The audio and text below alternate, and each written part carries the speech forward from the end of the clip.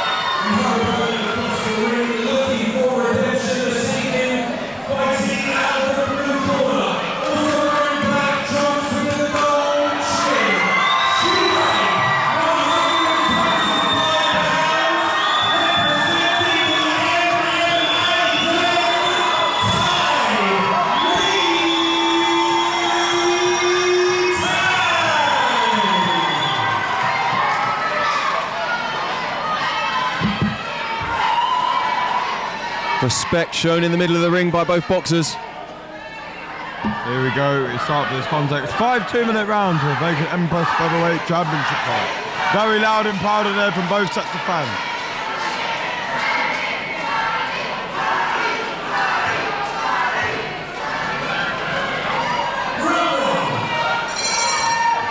Here we go, first round underway. Bit of a wrestling match to begin with, but you know, there's a lot at stake here. There's a lot of nervous energy in the room.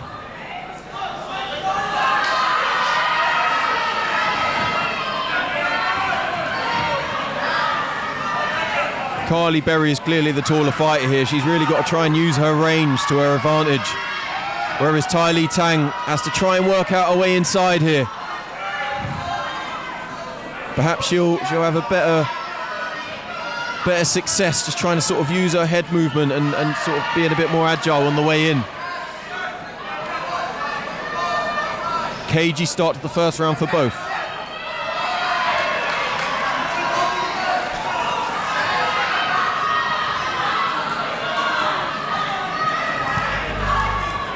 Not a lot of work getting off here. It's smothering their own work, both parties. Yeah, really. Absolutely. It's a little bit of smothering when it comes to the quality of the punches, but you know, you could tell they're just kind of working each other out at the moment. Again, Carly Berry's struggling a little bit to keep her at distance, but fighting a shorter fighter, you will have them just constantly trying to get inside. So that's what she's got to try and deal with. She could potentially use the uppercut a little bit more effectively, whereas I think Tang has to, you know, maybe use the jab or throw some feints to try and get inside.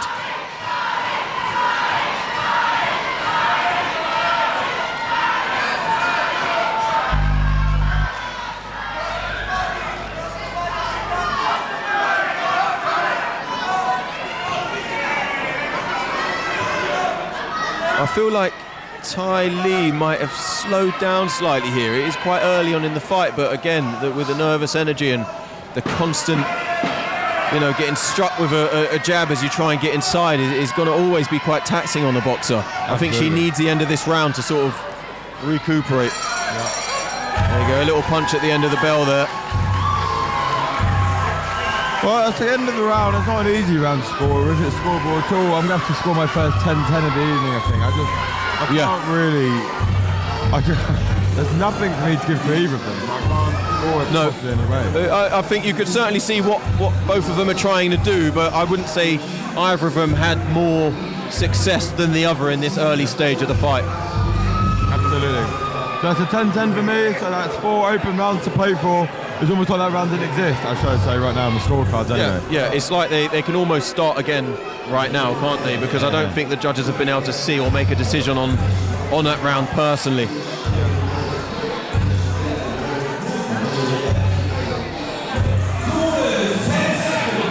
10 seconds until the second round starts. It's all to fight for, as we said.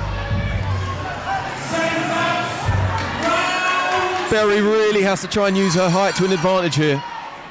And Tai Lee needs to just make sure that she's throwing a bit of variety here, not just getting caught up in the clinch every time she comes in. You know, go to the body if it's easier for her. Getting through a little bit there, Carly Berry. Yeah, again, it's the height that's benefiting her here because she's kind of just the jab getting through a bit now as well. Throwing her jab out. I want to see Ty Lee just sort of use a little bit more movement and not come so square on. She, rather than throwing the jab of intention, it's almost like she's pushing with it. Yeah. It's not enough. It's not enough to get your opponent. You need to really flick it out, don't you? Yeah.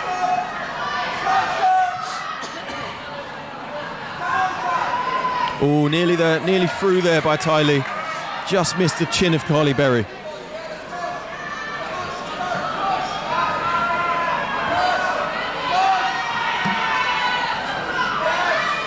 Nice little right hand there from Carly Berry on the way back as well. I just don't think Ty Lee Lang's really getting through with anything at all, actually. No, I think that she's certainly got the right idea, but she just needs to try and change the way she's coming in. She's very much coming in very flat, very straight on, and then she gets caught with the jab, of course, because it's always there. Oh, good right hand there again from Carly Berry. I feel like if I was Ty Lee or her coaches, I'd be starting to work the body a little bit more, where it's a little bit closer, a little bit easier to hit.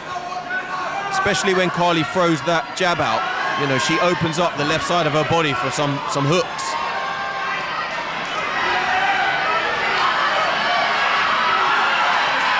Better from Ty Lee. Good work from Carly though. Good job from Carly again. I think that jab, you know, that's just nullifying everything that Ty Lee wants to do. She's just doing the better work. Although it's still a little bit scrappy, I think the work rate's better, and you know the success has been from that jab, regardless of the quality of it. Yeah, for me it's a 10-9 round for Carly Berry. She worked up the jab pretty well at times. Despite her pushing out, it's landing, and she's landing it at will at times, and she landed a few good right hands as well. There's one I remember her coming back as well. She landed right hand while getting pushed back. She was good and solid.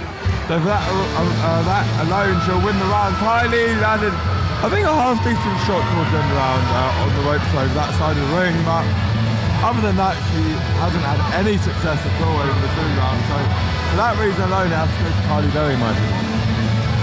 Yeah, I think, you know, I think both of them are trying their best to get over the, you know, the height, for example, for Carly. Carly's really tall. She's quite a bit taller than Ty Lee, so she's always got to use that jab. Her game will be to try and keep her at distance.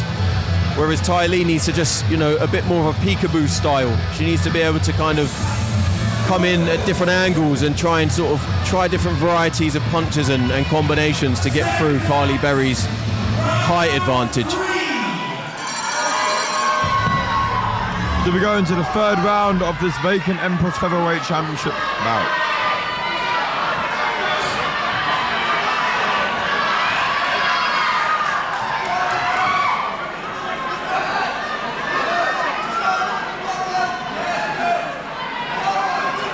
Ty Lee using the feints a little bit to try and sort of draw the jab out of Carly and then perhaps come in with a different combination.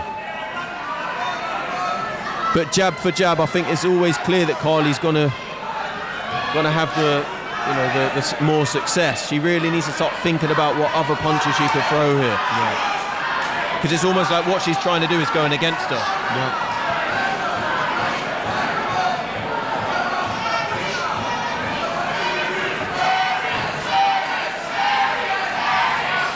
There you go again, the jab just kind of nullifying everything that Ty Lee's trying to do.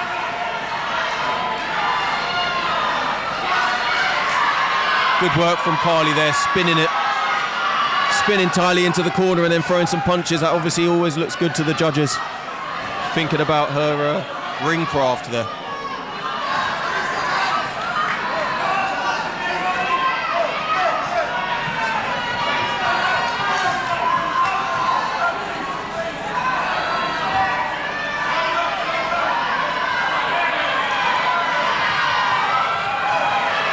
Another good stuff. Jab there from Carly. I think Ty Lee's obviously feeling the frustration of not being able to get through. I think she could slowly but surely feel this fight getting away from her, which is a shame.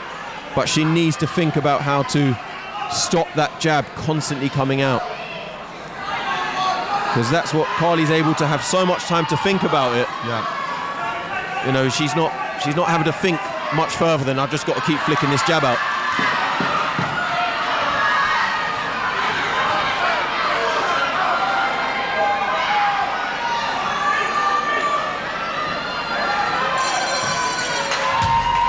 Fortunately, I think Ty Lee's getting a bit frustrated with the fact that she's not able to get through, and I think Carly's doing the right thing here, which is just using her height as an advantage. That's what you've got to do in this position. If you're the taller fighter, you've got to work out a way to keep that jab flicking out. Absolutely, it's another 10-9 round for Carly Berry without doubt. Ty Lang just needs to show her something. She's got 2 more rounds to do it. Whether it's too late or not remains to be seen, but she needs to start showing her something. She looks like she's slowing down a lot as well. She's actually getting really tired in there as well. Yeah, well, Carly's had to continuously throw that jab out. It's going to be taxing. I think it's probably more energy draining when you're doing that regularly, constantly throwing the jab out. It's winning you the fight as it stands, but it could go against you, I should say, in the later 2 rounds. But as it stands, I think Carly's had it all her own way. I think Ty Lee's really got to make some changes here. Absolutely. Here we go into the 4th round of this title fight. We've got 2 rounds to make something happen here, Ty Lee. Here we go. I think Ty Lee knows she's got to come in and do something here, but she's doing it in the same way that she did previously, which is just going to continuously get nullified by that jab of Carly's. I want to see more body shots.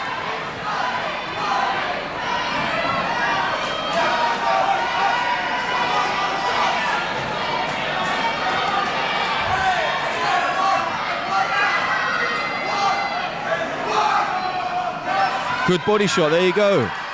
Got through, it worked.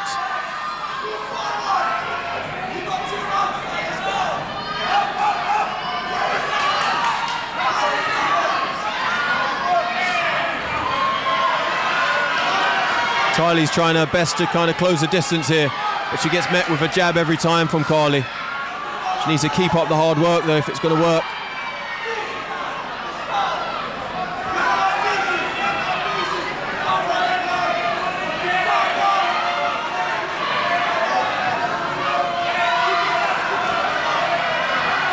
Better from Ty Lee. She's making her way through, and then Carly will grab her.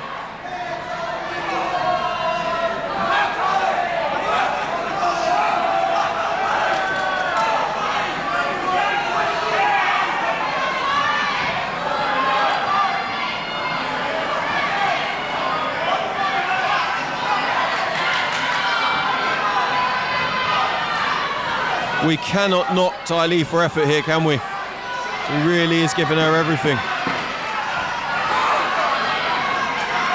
Good shot. Another good shot back from Carly though. She's good effort from both ladies here. Yeah. 1 more round to go. The way I see it at the moment, it would be very tough for Ty Lee to draw this back. I think that Ty Lee needs to really make some changes to the way she's moving forward here, as I see her coach trying to let her know. Yeah, I mean, going into the 5th round, I've not seen anything different from Ty over the 4th. Yeah. And I don't expect it to win in the 5th, but that's the thing. I think Ty's running away with it now. And not by doing a lot. I mean, I wouldn't say she's been exactly eye-catching either, but she's doing enough to win the round, and essentially that might be enough to win the fight. Yeah, I think that's the difference, isn't it? I don't think either of the fighters are able to really do what they want to be doing here. However, you know, whenever Ty Lee tries to get inside, she's met with a jab from Carly. Now, we have to take that into consideration because it's the cleaner shots of the two, although it's all a little bit scrappy. Carly's jabs that are catching Ty Lee on the way in are the most prominent at the moment.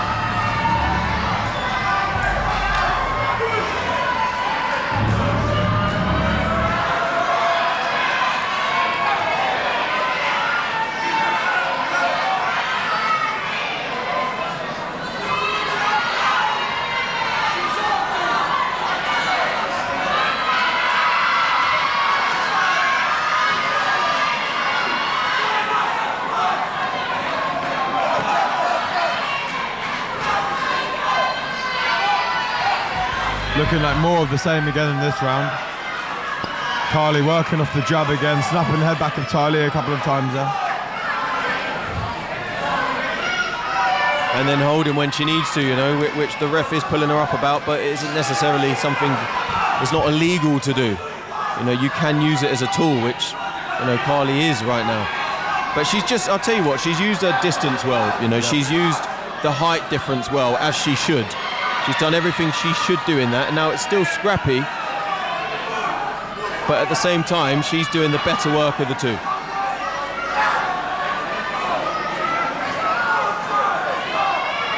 Oh, good work from Ty Lee. That was a good round from Ty Lee. Her best shot of the fight so far, actually.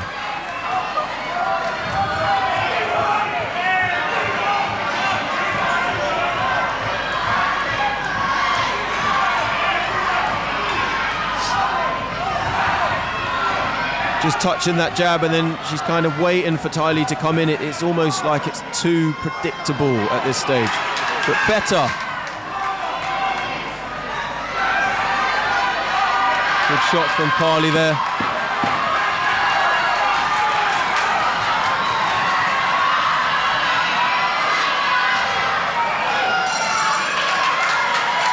Oh, a lovely bit of respect shown at the end. This is a rematch. And both of them brought it.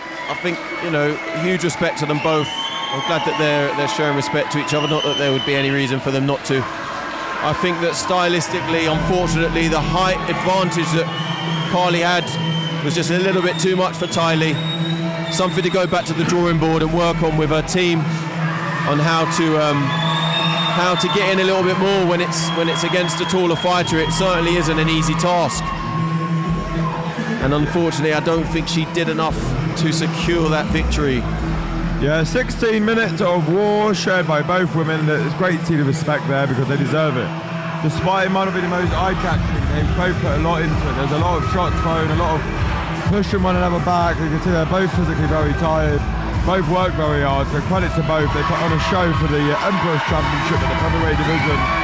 And like I say, 16 minutes of action over 2 fights. Respect earned and deserved, so fair play to both ladies.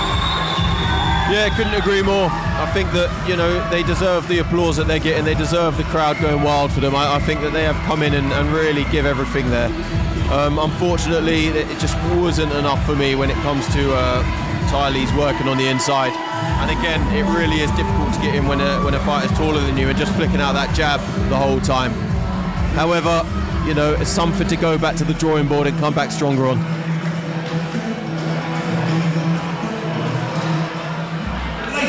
We go to Glenn. Empress Featherweight Championship contest goes the distance. We go to the judges' scorecards.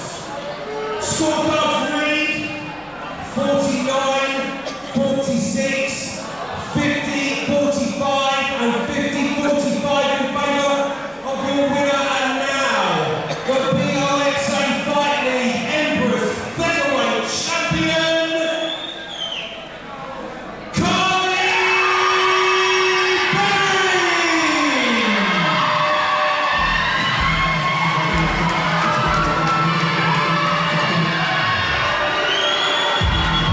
The right winner in my opinion, but third play to both ladies, like I say, I don't think it's that necessary for a third one. I think, you know, they fought twice before, now move on. David Empress fights individual. I'd like to see them both fight again, not against each other. Yeah, absolutely. I think that, you know, I think it's clear who is the better boxer at this stage. I think she's used her height to her advantage. Huge respect shown between both fighters. I think that, you know, Ty Lee can really hold her head high and come back perhaps against a different opponent, maybe not with the height, the disadvantage on the height. You know, great boxer. I think 2 great boxers to have on the platform, and I hope it continues. I hope Alex gets on the phone to them very soon and starts talking about their next opponents. And we move on into the regional cruiserweight title fight. That's Caleb Simon.